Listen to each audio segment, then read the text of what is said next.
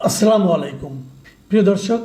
15 তারিখের পর 18 তারিখ মানে 15 এপ্রিলের পর 18 এপ্রিল আবারও আমরা দেখলাম এই ঢাকা মহানগরীতে আওয়ামী লীগের ঝটিকা মিছিল। 15 তারিখে এই মিছিলটা হয়েছিল বাড্ডা, ভাটারা, রামপুরা এই এলাকাগুলোতে একটা ঝটিকা মিছিল হয়েছিল আওয়ামী লীগের, যার নেতৃত্বে ছিলেন মহানগর উত্তর আওয়ামী লীগের সাংগঠনিক সম্পাদক মাজহার আনাম।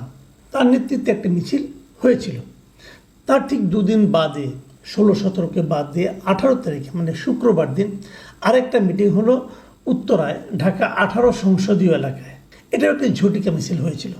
এই মিছিলে ছোট মিছিল, খুব বড় না, অল্প সময়ের জন্য এসেছিল, চলে গেছে। মিছিলের স্লোগানগুলি কী ছিল সেটাও একটু বলি। স্লোগানে ছিল জয় বাংলা, জয় বঙ্গবন্ধু, তারপরে শেখ হাসিনা আসবে, বাংলাদেশ হাসবে, শেখ হাসিনার ভয় নাই, রাজপথ ছাড়ি নাই, শেখ হাসিনার সরকার বারবার দরকার, তুমি কে আমি কে, বাঙালি বাঙালি, এই সমস্ত নানা ধরনের স্লোগান এই মিছিলে ছিল। এখন এই মিছিলটা হয়ে যাওয়ার পর প্রতিক্রিয়া আমরা আজকে কি দেখলাম? আজকে কয়েক ধরনের প্রতিক্রিয়া দেখলাম। একটা প্রতিক্রিয়া দেখলাম যে ওখানে কয়েকজন লোক, কয়েকজন ছাত্র, তারা একটা ব্যানার নিয়ে মিছিল করেছে।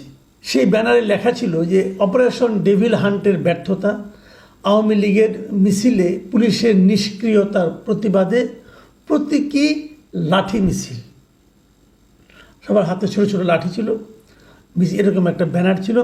আমি এটার একাধিক ভিডিও দেখলাম, ছবি দেখলাম, আপনারা ছবিটা দেখতে পারেন। সেই ছবিতে আমি দেখলাম মোট এই 9 জন কি 10 জন লোক ছিল উপস্থিত। 9 জন কি 10 জন লোকের নিয়ে একটা মিছিল, প্রতীকী মিছিল। তারা আওয়ামী লীগের মিছিলে পুলিশের নিষ্ক্রিয়তার বিরুদ্ধে তারা প্রতিবাদ করছে। মানে এটা কিন্তু খুব একটা ইন্টারেস্টিং আমার কাছে মনে হলো পরিবর্তনটা। দেখুন, এই উত্তরায় কিন্তু আজ থেকে কয়েক মাস আগে জুলাই অগাস্টে আওয়ামী লীগের শাসন, আওয়ামী লীগ সরকারের যে দুঃশাসন, তার বিরুদ্ধে সবচেয়ে উত্তাল অবস্থান ছিল এই উত্তরা। এখানেই মুগ্ধ মারা গিয়েছিলেন। তো সেই উত্তাল যে অভিযানটা ছিল, উত্তাল যে মিছিলটা ছিল, সেই মিছিলে কারা ছিল, তারা এখন কোথায় গেল? তো তারা কি আওয়ামী লীগের নিষিদ্ধ চান না? তারা কি আওয়ামী লীগের এই ঝটিকা মিছিলের বিরোধিতা করতে চান না? বিষয়টা আসলে কী দাঁড়াচ্ছে? এই জিনিসটা আমি মনে করি এই সরকারের এখন চিন্তা করা দরকার। যাদের আন্দোলনের ফলে তারা এখন সরকারে বসেছেন, এই সরকার কি সেই সাধারণ মানুষের যে প্রত্যাশা, সেই প্রত্যাশা মেটাতে পারছেন? এটা হলো সবচেয়ে গুরুত্বপূর্ণ বিষয়। সাধারণ মানুষের প্রত্যাশাটা কী ছিল? সরকারে কে হবে, কে উপদেষ্টা হবে, কে উপদেষ্টার বিশেষ সহকারী হবে, কে সংবিধান সংশোধনের জন্য কাকে বিদেশ থেকে উড়িয়ে আনা হবে, কাকে দিয়ে, এগুলি সব মানুষের প্রত্যাশা ছিল না। মানুষের প্রত্যাশা ছিল জীবনযাপন যেন সহজ হয়, উনি যেন বাজারে যে জিনিসপত্র কম দামে কিনতে পারেন, দেশে যেন অর্থনৈতিক প্রবৃদ্ধি দৃশ্যমান হয়ে ওঠে। ওনারা এইগুলো চেয়েছেন। কয়টা পেয়েছেন? এবং মানুষের সে প্রত্যাশার বিপরীতে মানুষ কি দেখেছে? আগে কারা লুটপাট করতো, সেই লুটপাট কি বন্ধ হয়েছে? এখন কি লুটপাট হচ্ছে না? একটা ছেলে যে টেলিভিশনে বলেছে যে তাদের এলাকার সবচেয়ে দরিদ্র ঘরটা হলো তাদের, সেই ছেলে এখন 1.5-2 কোটি টাকা দামের গাড়ি চালায়, বিশাল অফিসে বসে। মানুষের কাছে এই পরিবর্তনগুলি কি মানুষকে আনন্দ দিচ্ছে? এবং দিচ্ছে না বলেই কিন্তু আজকে এই প্রত্যেকে লাঠি মিছিলের পেছনে এই উদ্যোক্তা 9 জন ছাড়া আর কেউ ছিল না। আমরা কদিন আগে কিন্তু একই জিনিস দেখেছিলাম, যে বৈশাখী যে অনুষ্ঠান ছিল, সেখানে যে এই এনসিপির যে প্রোগ্রামটা ছিল, সেই প্রোগ্রামে কিন্তু দেখা গেছে যে 50-60 জনের বেশি লোক ছিল না সামনে, এবং তার মধ্যে অর্ধেকের বেশি ছিল সংবাদ সংগ্রহের জন্য নিয়োজিত ক্যামেরা পার্সন এবং রিপোর্টার। তাহলে বেলুন কি ফুটে গেল, চুপসে গেল?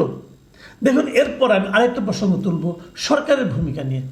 আজকে স্বরাষ্ট্র বিষয়ক উপদেষ্টা লেফটেন্যান্ট জেনারেল জাহাঙ্গীর আলম চৌধুরী, তিনি গিয়েছিলেন এই রাজধানীর উত্তরাঞ্চলের 3টি থানা পরিদর্শনে। কোন 3টা থানা? বিমানবন্দর, উত্তরা পশ্চিম ও তুরাগ, এই 3টা থানা পরিদর্শন করেছেন। এবং এই পরিদর্শন করতে যেয়ে উনি সেখানকার পুলিশকে বলেছেন যে আওয়ামী লীগের কার্যক্রম ও ঝটিকা মিছিলের বিরুদ্ধে পুলিশের কোনো নিষ্ক্রিয়তা পেলে কঠোর ব্যবস্থা নেওয়া হবে। মানে আওয়ামী লীগের যদি এমনি ঝটিকা মিছিল হয়, এটা যদি পুলিশ কন্ট্রোল করতে না পারে, তাহলে পুলিশের বিরুদ্ধে কঠোর ব্যবস্থা নেওয়া হবে। এই হুমকিটা কিন্তু উনি দিয়েছেন এবং উনি সাংবাদিকদের স্পষ্টভাবে বলেছেন যে পুলিশ ইতিমধ্যে 2 জনকে ধরেছে। আওয়ামী লীগের কার্যক্রম ঝটিকা মিছিলের বিরুদ্ধে পুলিশ কোনো রকম নিষ্ক্রিয়তা পেলে তাদের কঠোর ব্যবস্থা নেওয়া হবে।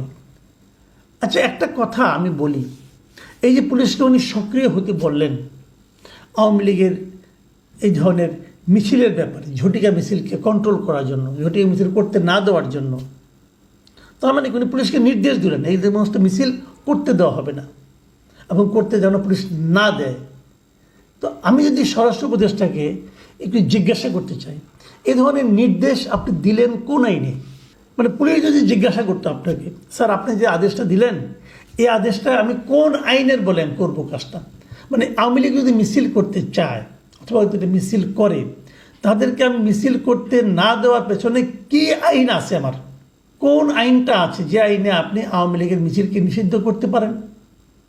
এই প্রশ্নটা আমিও করতে চাই। দেখুন, ছাত্রলীগের মিছিল যদি কেউ করতে চায় আপনি এটা বন্ধ করতে পারেন, আইন আছে। আইনটা কি? যে ছাত্রলীগ বাংলাদেশের আইনে একটি নিষিদ্ধ সংগঠন।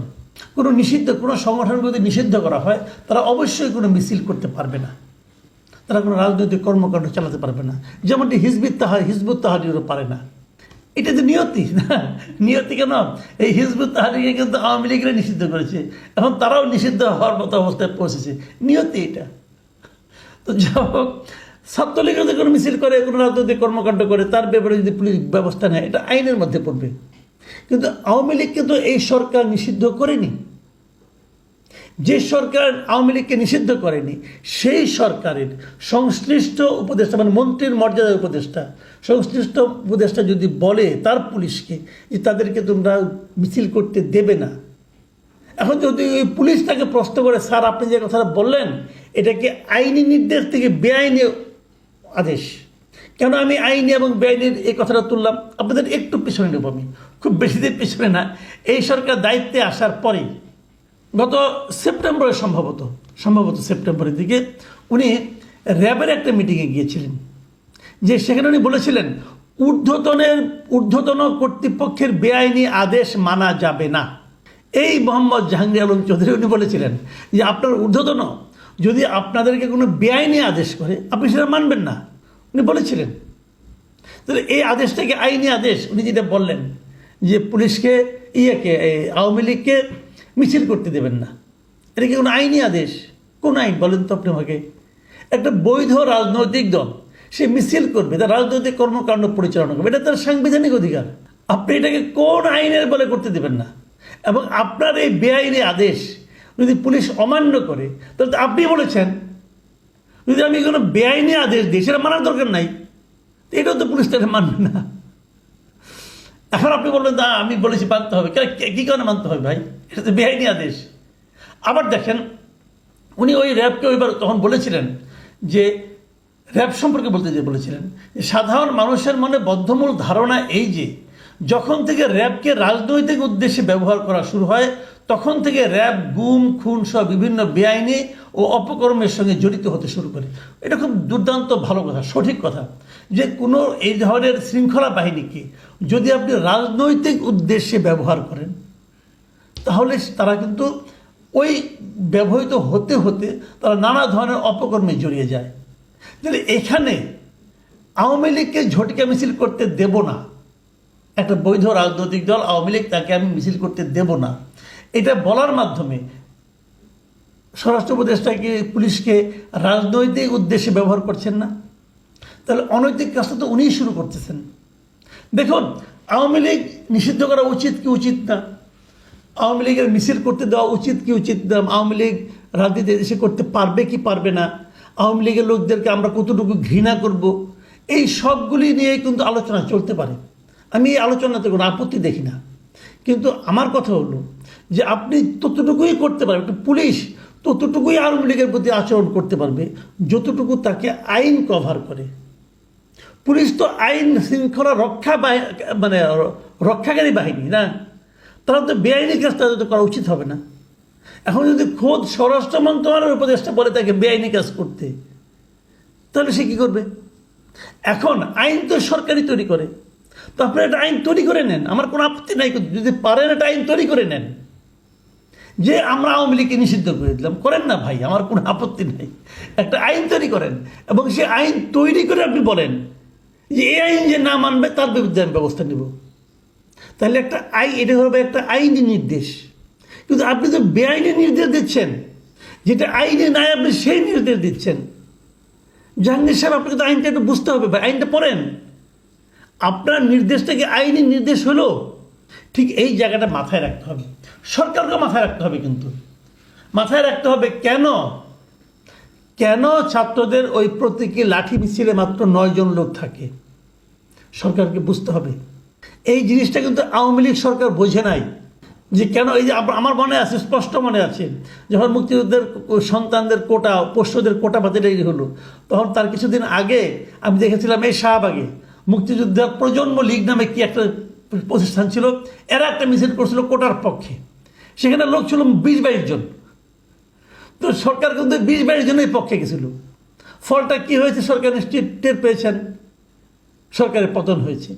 কিন্তু সংখ্যাগরিষ্ঠের পক্ষে আপনাকে থাকতে হবে। আপনারা যাদের পক্ষে এখন আছেন ওখানে মাত্র 9 জন থাকে। আর তাদের যে মূল দল, তাদের যে মূল অনুষ্ঠান, একটা আয়োজন করা অনুষ্ঠান, অনেক দিনের ঘোষিত অনুষ্ঠান, সেই অনুষ্ঠানে সাংবাদিক সহ থেকে 60 জন। আপনাদের বুঝতে হবে পায়ের নিচের মাটি এখন ধীরে ধীরে সরে যাচ্ছে। এটাও বুঝতে হবে কেন সরে যাচ্ছে। আপনারা মানুষের প্রত্যাশা মেটালে এগুলি কোনো ইস্যুই হতো না। তোর পুলিশকে আরও অর্ডার দিতে হতো না, মানুষই এদেরকে প্রতিহত করতো। কিন্তু সেইটা আপনার মানুষের প্রত্যাশা যখন মেটাতে না পারবেন তখন এরকম হতে থাকবে। ওই চিৎকার চেঁচামেচি করে ওই ফেসবুকে অথবা ইউটিউবে অথবা সোশ্যাল মিডিয়ায় ওই ক্যাম্পেইন করে আপনি মানুষকে মাঠে নামাতে পারবেন না। যতক্ষণ পর্যন্ত মানুষ মাঠে না নামবে ততক্ষণ পর্যন্ত আপনাদের এই সমস্ত বেআইনি আদেশ আর পালিত হবে না।